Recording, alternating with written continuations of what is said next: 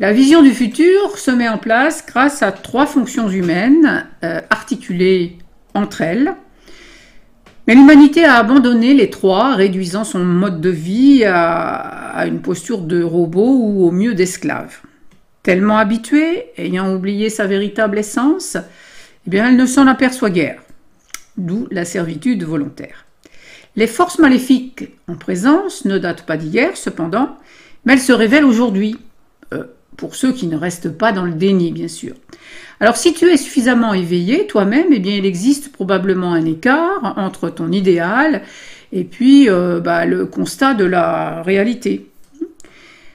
Et si tu souhaites que le monde change, eh bien, j'ai une mission pour toi. Je voudrais que tu imposes ta vision. Alors, si tu trouves que je t'en demande trop, eh bien, c'est qu'il faut que tu apprennes à te respecter et que tu portes un regard lucide sur le monde et que tu consentes à te politiser, car l'heure est grave. Écoute ceci, ça ne s'invente pas. Je voterai pour personne, ni blanc ni rien. Je fais partie du plus grand parti de France, celui de l'abstention. De toi à moi, personne ne fera réellement le poids par rapport à ce qui se met en place aujourd'hui. Ce petit bout de vidéo résume la situation. Ok, tu évolues dans un environnement gagné par le cynisme et l'abattement, j'en conviens. Beaucoup de gens finissent par se convaincre donc que tout est gris et joué d'avance. Ne nous a-t-on pas dit d'ailleurs et répété que... Écoute ça. On ira ensemble vers ce nouvel ordre mondial. Et personne, je dis bien personne, ne pourra s'y opposer.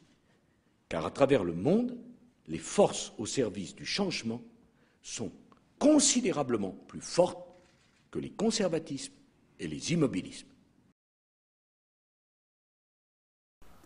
Dès lors, bien sûr, pourquoi faire quoi que ce soit? Eh bien, je te propose de résister à cette morosité.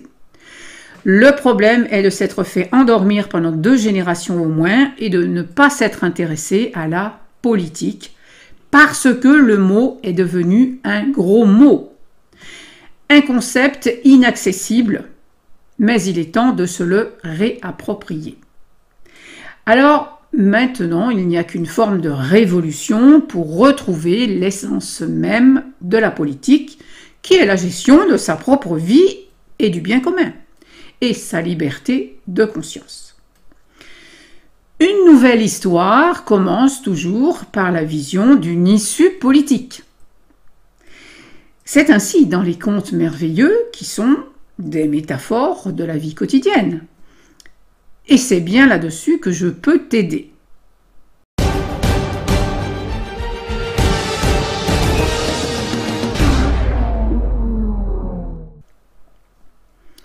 Je suis Elisandre, je pratique le coaching narratif dans le miroir des contes et j'accompagne à transmuter les forces mécaniques du karma familial et collectif en imposant la vision de ton âme.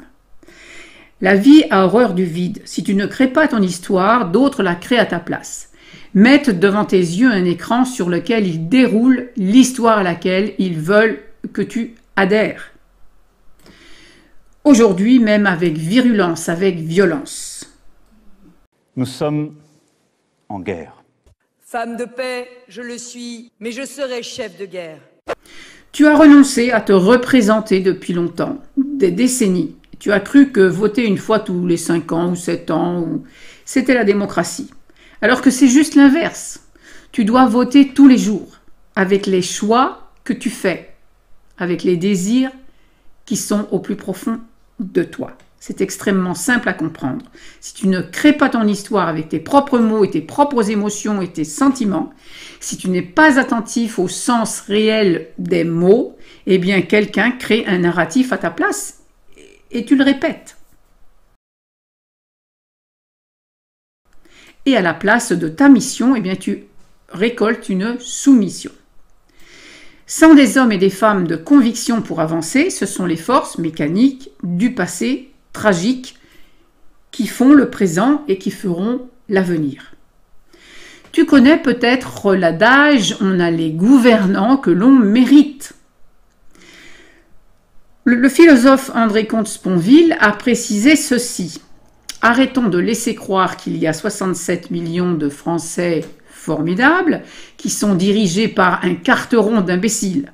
Je crois que les Français ont leur responsabilité dans la situation qui est la leur. Voilà ce qu'il a dit. Et c'est bien mon avis. Aristote disait que la politique, c'est la science souveraine entre toutes, car elle est capable de nous diriger dans la connaissance du souverain bien. La défense de notre souverain bien, personnel et collectif, doit être l'un des moteurs du combat politique.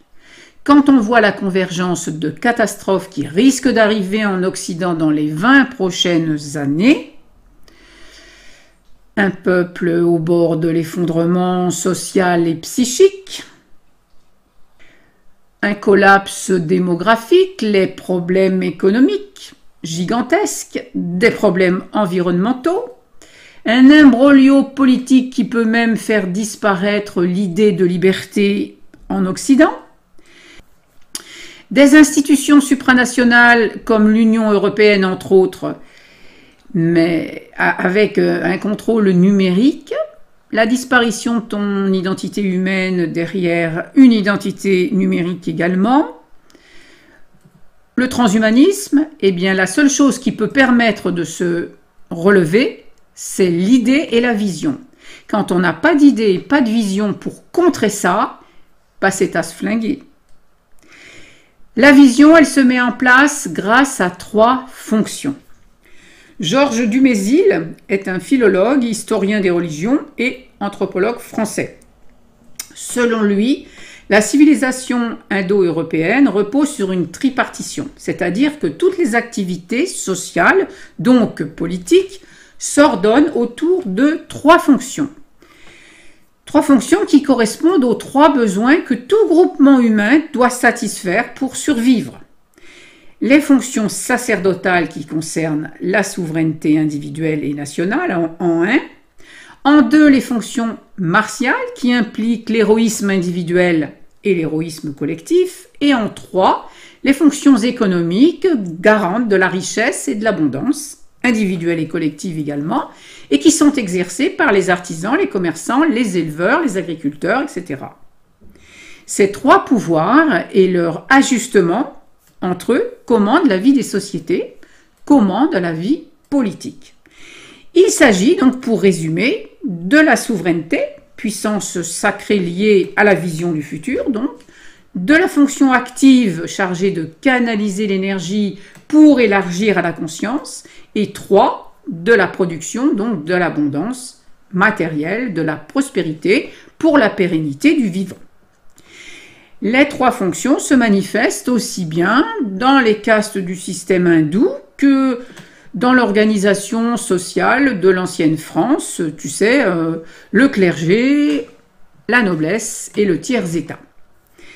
Mais aussi, ça se manifeste dans ta vie intérieure. Et que l'une vienne à manquer, ou que les 3 ne soient pas coordonnés, et tu es dans l'impasse existentielle. Alors il se trouve que la structure narrative des contes merveilleux se compose exactement de ces 3 fonctions dont l'ajustement amène la résolution d'une problématique existentielle et la réalisation d'un souhait. Ces fonctions sont le roi, le héros et la fée, où 1. Le roi, la vision politique de ta mission, 2. Le héros, l'action politique de celle-ci, et 3. La fée, l'accomplissement par grâce de ta mission. J'en parle en détail dans cette vidéo. Donc, du lieu de son état de souveraineté, le roi a la vision du changement. Le héros expérimente le défi de la condition humaine. Et la fée est ambassadrice du royaume de fécondité, le royaume de tout possible, porteur de solutions pour chacun. Et elle accorde la grâce. Ils cohabitent tous 3 ensemble dans une histoire, donc pour un processus de création. Et c'est dans le miroir des contes et de l'articulation donc de ces 3 fonctions que j'accompagne les personnes à réinventer leur histoire selon la vie de leur âme, c'est-à-dire selon ce qui les anime vraiment. Les histoires de contes sont des histoires de changement politique dans le royaume, donc un prince prétendant à la royauté part en quête pour conquérir un nouveau royaume. La structure narrative du conte merveilleux, elle est universelle. Les 3 fonctions sont à activer en chacun de nous, donc, mais elles sont inconscientes chez la majorité des individus. Il n'y a plus d'école à mystère et d'initiation dans nos sociétés décadentes. L'éducation consiste plutôt en des rapports de domination, soumission, perversion, compétition, corruption et finalement beaucoup de complications. Certains d'entre nous discernent cependant par la fonction politique royale la nécessité du changement aujourd'hui, mais souvent ils ont perdu les clés du changement. Ils laissent ainsi le champ libre aux sorciers. Les sorciers, ce sont ceux qui signent au sort. Donc c'est à la réhabilitation de ta souveraineté que je peux t'accompagner au cours d'un parcours héroïque. Comme je l'ai dit précédemment, si tu souhaites que le monde change, eh bien tu dois imposer ta vision à toutes les contradictions. Alors redouble de volonté quand le pessimisme règne et de détermination quand la lassitude guette. Passionne-toi pour ton époque. Les grands mouvements qui cherchent à émerger, les tendances qui commencent à se révéler, passionne-toi pour tout cela. Pour ne plus subir ta vie, saisis-la à pleine main et tisse avec elle la toile de ton propre destin. Sous la vidéo, les informations. Alors à bientôt dans cette vidéo.